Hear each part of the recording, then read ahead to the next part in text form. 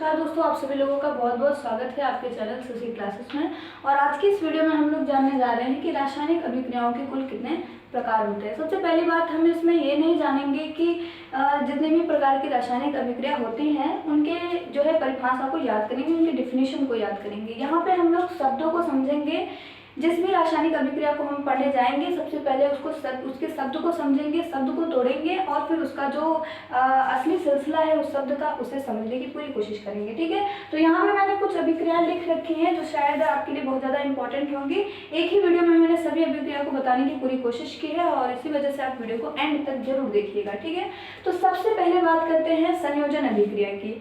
देखिए, संयोजन का मतलब होता है जुड़ना। इस शब्द का मतलब ही होता है जुड़ना। तो जब कोई दो तत्व आपस में जुड़े और जुड़ करके या मिल करके नए तत्व या यौगिक का निर्माण करें तो उसे हम क्या बोलते हैं? संयोजन अभिक्रिया बोलते हैं। जैसे कि मैंने यहाँ पे लिख रखा है, यहाँ पे कार्बन जब ऑक्सीजन के साथ अभिक्रिया करेगा तो CO2 यानी कार्बन डाइऑक्साइड का निर्माण करेगा। इस एग्जाम्पल में भी आप देख पा रहे होंगे कि दो तत्व आपस में जुड़ रहे हैं। धन का निशान है, मतलब प्लस का सिंबल है, इसका मतलब है कि दो तत्व आपस में जुड़ने का काम कर रहे हैं और CO2 का निर्माण कर रहे हैं। ठीक है, तो संयोजन अभिक्रिया का मतलब हो गया। अब बात करते हैं वियोजन अभिक्रिया।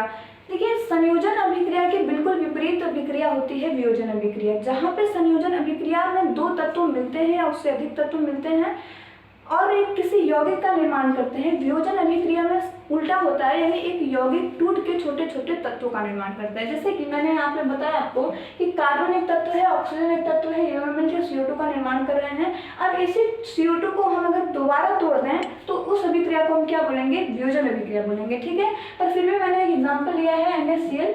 जैसे हम बोलते हैं सोडियम क्लोराइड, जो साधारण भाषा में हम उसे नमक बोलते हैं।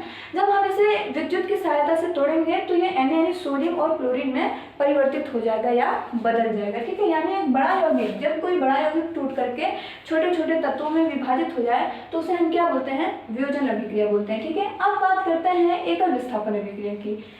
एकल और उभय समझने से पहले हम समझेंगे विस्थापन का मतलब क्या होता है। देखिए, विस्थापन का मतलब होता है स्थान परिवर्तन। ठीक है, जब कोई अधिक क्रियाशील तत्व किसी कम क्रियाशील तत्व को उसे उसके स्थान से हटा के स्वयं उसका स्थान ले ले तो उसे हम क्या बोलते हैं? विस्थापन अभिक्रिया बोलते हैं। अक्सर हमने देखा है कि जो बलवान व्यक्ति होता है वो हमेशा निर्बलों को सताता है, उनके अधिकार को छीन लेता है, उनके घर को छीनना चाहता है, मतलब ऐसे कुछ करके। तो वही चीज यहाँ पे भी होता है, जो अधिक क्रियाशील तत्व होता है वो हमेशा कम क्रियाशील तत्व को उसके स्थान से विस्थापित कर देता है या हटा देता है और स्वयं उसका स्थान ले लेता है। ठीक है, और जब ये विस्थापन का काम कोई अकेला तत्व करे तो उसे हम एकल विस्थापन अभिक्रिया बोलेंगे। लेकिन जब दो या दो से अधिक तत्व करें तो उसे हम द्विविस्थापन अभिक्रिया या उभय विस्थापन अभिक्रिया कहते हैं। तो सबसे पहले एकल विस्थापन अभिक्रिया का उदाहरण देखते हैं। यहाँ पे जिंक ने हाइड्रोजन को उसे उसके स्थान से विस्थापित कर दिया। हम देखेंगे कि अभिक्रिया के पहले जिंक प्लस H2SO यानी सोडियम, ठीक है, H2SO यानी सल्फ्यूरिक अम्ल है, यहाँ पे जिंक है, तो यानी जिंक ने हाइड्रोजन को विस्थापित कर दिया। आप देखेंगे अभिक्रिया के बाद यहाँ जिंक के SO4 यानी सल्फेट के साथ जिंक जुड़ गया और हाइड्रोजन वहाँ दूर चला गया। ठीक है, तो यानी जिंक किससे अधिक क्रियाशील तत्व है? हाइड्रोजन से अधिक क्रियाशील तत्व है। इसी वजह से जिंक ने हाइड्रोजन को विस्थापित कर दिया, यानी उसे उसके जगह से हटा दिया। ठीक है, अब वही विस्थापन अभिक्रिया यहाँ पे देखते हैं जब दो तत्वों के बीच होता है तो BaCl2 प्लस NaSO4। यहाँ पे देखिए बेरियम ने क्या, मतलब बेरियम ने क्या किया कि Na यानी सोडियम को उसे उसकी जगह से हटा दिया और स्वयं उसकी जगह ले ली। तो यानी Ba किसके साथ चला गया? SO4 यानी बेरियम सल्फेट के साथ हो गया और Na क्या किया कि Cl2 के साथ हो गया। यानी कि यहाँ पे दो तत्व एक दूसरे को विस्थापित करके उसकी जगह ले रहे हैं। यहाँ पे एक ही तत्व अत्याचार कर रहा था, यहाँ पे दो दो तत्व मिलकर दो लोगों के साथ अत्याचार कर रहे हैं। ठीक है, अब बात करते हैं विद्युत रासायनिक अभिक्रिया की। तो वह रासायनिक अभिक्रिया जो विद्युत द्वारा, जो इलेक्ट्रिसिटी द्वारा संपन्न हो उसे हम क्या कहते हैं? विद्युत रासायनिक अभिक्रिया बोलते हैं। ठीक है, इसका एग्जाम्पल आप देखेंगे NaCl को हम जानते हैं कि सोडियम क्लोराइड को हम विद्युत की सहायता से ही तोड़ेंगे, तो जिस अभिक्रिया में विद्युत की जरूरत पड़ जाए उस अभिक्रिया को हम विद्युत रासायनिक अभिक्रिया बोलते हैं। ठीक है, इसी वजह से मैंने इसका कोई एग्जाम्पल नहीं दिया, ऊपर तो वही एग्जाम्पल उसका भी रहेगा। ठीक है, अब बात करते हैं अवक्षेपण अभिक्रिया की। तो वह रासायनिक अभिक्रिया जिसके पूर्ण होने के बाद कोई अवक्षेप मिले उसे हम क्या बोलते हैं? अवक्षेपण अभिक्रिया, जैसे किसी भी कागज को या फिर किसी भी चीज को आप जलाएंगे तो उसके जलने के बाद आपको राख मिलती है। तो यानी अभिक्रिया, यानी जब तक वो जल रहा है तो उसमें अभिक्रिया हो रही है, लेकिन जैसे वो जलना बंद हो जाएगा और जलने के बाद हमें एक राख मिलती है तो उस राख को हम लोग क्या बोलते हैं, अवक्षेप बोलते हैं। ठीक है, तो उसी तरीके का एक एग्जाम्पल मैंने यहाँ लिखा है, NaCl सोडियम क्लोराइड जब AgNO3 यानी कि इसका सिल्वर नाइट्रेट के साथ जब अभिक्रिया करेगा तो NaNO3 यानी सोडियम नाइट्रेट और AgCl यानी कि सिल्वर क्लोराइड का निर्माण करेगा। यहाँ पे सिल्वर क्लोराइड जो है एक अवक्षेप है। ठीक है, अवक्षेप का मतलब यहाँ है गैस हमेशा ऊपर जाएगी, अवक्षेप हमेशा नीचे की तरफ आएगा, जब भी हम मतलब प्रयोगशाला में देखेंगे तो। अब बात करते हैं उदासीनीकरण अभिक्रिया की। उदासीनीकरण शब्द का मतलब होता है कि जब भी कोई अम्ल किसी क्षार के साथ रिएक्ट करेगी, अभिक्रिया करेगी तो हमेशा उदासीन हो जाती है। ठीक है, इसीलिए ना हमारे जो कहते हैं कि हमारे जो आमाशय में हाइड्रोक्लोरिक अम्ल होती है उससे जब बहुत ज़्यादा स्रावित होने लगती है तो हम कहते हैं कि हमें एसिडिटी हो रही है ना, तो हम क्या कहते हैं, इनो खाते हैं। तो इनो क्या एक क्षार होता है, हमारे पेट में अम्ल होता है और इनो एक क्षार होता है। ठीक है, तो जब अम्ल और क्षार दोनों का मेल होगा तो वो उदासीन हो जाएंगे, यानी दोनों की शक्ति खत्म हो जाएगी और हमें बिल्कुल आराम मिल जाएगा। ठीक है, तो वही बोल रहा है कि जब किसी अम्ल की अभिक्रिया किसी क्षार के साथ होती है तो उत्पाद के रूप में हमें लवण और जल का जो है निर्माण होता हुआ दिखाई देता है। तो इसी वजह से हमने HCl हाइड्रोक्लोरिक अम्ल को लिया है, NaOH यानी सोडियम हाइड्रोक्साइड को लिया है, जहाँ पे सोडियम हाइड्रोक्साइड आपका एक क्षार है। ठीक है, इन दोनों के बीच अभिक्रिया करेंगे तो NaCl यानी सोडियम क्लोराइड हमें मिल जाएगा, जो कि एक नमक होता है। हम जानते हैं नमक एक उदासीन पदार्थ होता है, उसके साथ साथ में H2O भी निकले, यानी जल का भी निर्माण होता रहेगा।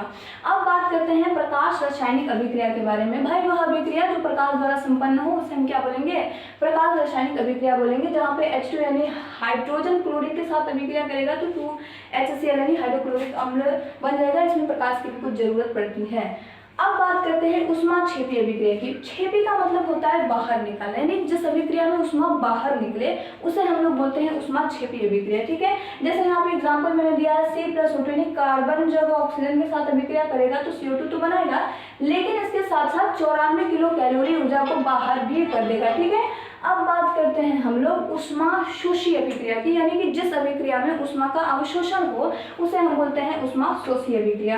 जैसे N2+O2 यानी नाइट्रोजन और ऑक्सीजन के बीच जब अभिक्रिया होगी तो यानी कि नाइट्रस ऑक्साइड का जो है निर्माण होगा, इसके साथ साथ 35 किलो कैलोरी ऊर्जा जो है बाहर मतलब अंदर आ जाएगी। क्षेपी का मतलब होता है बाहर, शोषी का मतलब होता है अंदर ले जाएगी। ठीक है, अब बात करते हैं उपचयन अभिक्रिया की। तो भाई वह अभिक्रिया जिसमें किसकी इलेक्ट्रॉन की कमी हो उसे हम क्या बोलते हैं, उपचयन अभिक्रिया बोलते हैं, और जिसमें इलेक्ट्रॉन की वृद्धि हो उसे हम क्या बोलते हैं, अपचयन अभिक्रिया बोलते हैं। यानी कि वह अभिक्रिया जिसमें किसी तत्व या परमाणु के बीच इलेक्ट्रॉन की कमी हो उसे हम क्या बोलते हैं, उपचयन अभिक्रिया बोलेंगे, और जिसमें इलेक्ट्रॉन की वृद्धि हो, जिसमें अभिक्रिया के परमाणु अणु या आयन में इलेक्ट्रॉन की वृद्धि हो उसमें हम उसे क्या बोलेंगे, अपचयन अभिक्रिया बोलते हैं। और बात आएगी रेडॉक्स अभिक्रिया की। तो जिस अभिक्रिया में अपचयन और उपचयन दोनों अभिक्रियाएं साथ में होती हैं उसे हम बोलते हैं रेडॉक्स अभिक्रिया। तो दोस्तों ये आपको लगभग 12-13 अभिक्रियाएं मैंने यूं ही बता दी और आई होप कि आपको समझ में भी आया होगा।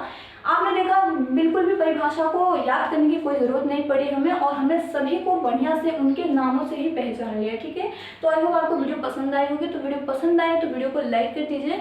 अगर आप चैनल पर नए हैं तो आई होप आप चैनल को सब्सक्राइब कर लिए होंगे, और अगर नहीं किए हैं तो आई रिक्वेस्ट यू आप चैनल को भी सब्सक्राइब कर लीजिए, क्योंकि अगर आप स्टूडेंट हैं क्लास 10th या 12th के तो आप एक बहुत ही अच्छे चैनल को विजिट कर रहे हैं, और इस चैनल से आपने बहुत सारे वीडियो भी देख रखे हैं जो बहुत ज़्यादा यूजफुल हुआ है आप लोगों के लिए, और आप लोगों ने उस पर बहुत सारा प्यार भी अपना दिया है।